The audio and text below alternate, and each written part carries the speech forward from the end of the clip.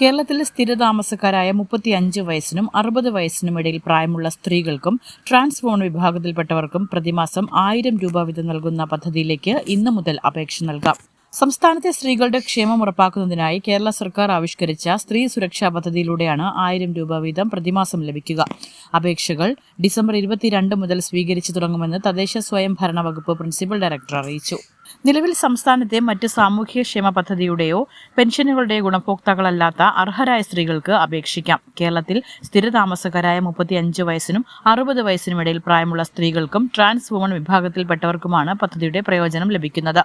മഞ്ഞ card, pink card എന്നീ ration കാർഡുകൾ ഉള്ളവർക്ക് അപേക്ഷിക്കാൻ അർഹതയുണ്ട്.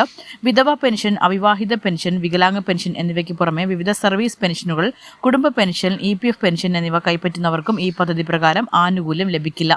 കേന്ദ്ര സംസ്ഥാന സർക്കാർ സർവീസിലോ സർക്കാർ ഉടമസ്ഥതയിലുള്ള സ്ഥാപനങ്ങളിലോ സർവകലാശാലകളിലോ സ്ഥിരമായോ കരാർ അടിസ്ഥാനത്തിലോ ജോലി ചെയ്യുന്നവരെയും ഈ പദ്ധതിയിൽ നിന്നും ഒഴിവാക്കിയിട്ടുണ്ട്.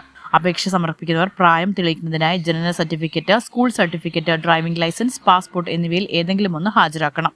ഇവ ലഭ്യമല്ലാത്തവർക്ക് മെഡിക്കൽ ഓഫീസർ നൽകുന്ന സർട്ടിഫിക്കറ്റും ഉപയോഗിക്കാവുന്നതാണ്. ബാങ്ക് അക്കൗണ്ട് വിവരങ്ങൾ, IFSC കോഡ്, ആധാർ വിവരങ്ങൾ എന്നിവ അപേക്ഷയോടൊപ്പം സമർപ്പിക്കണം.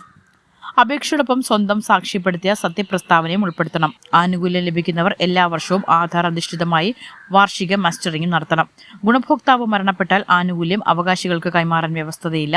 ഗുണഭോക്താവ് 1 മാസമോ അതിൽ അധികമോ ജയിൽ ശിക്ഷ അനുഭവിക്കുകയോ റിമാൻഡ് ചെയ്യുകയോ ചെയ്താൽ ആ കാലയളവിൽ ധനസഹായവും ലഭിക്കില്ല. തെറ്റായ വിവരങ്ങൾ നൽകി ആനുകൂല്യം കൈപ്പറ്റുന്ന ശ്രദ്ധയിൽപ്പെട്ടാൽ 18% പലിശ സഹിതം തുക തിരിച്ചുപിടിക്കുമെന്നും പ്രിൻസിപ്പൽ ഡയറക്ടർ അറിയിച്ചു.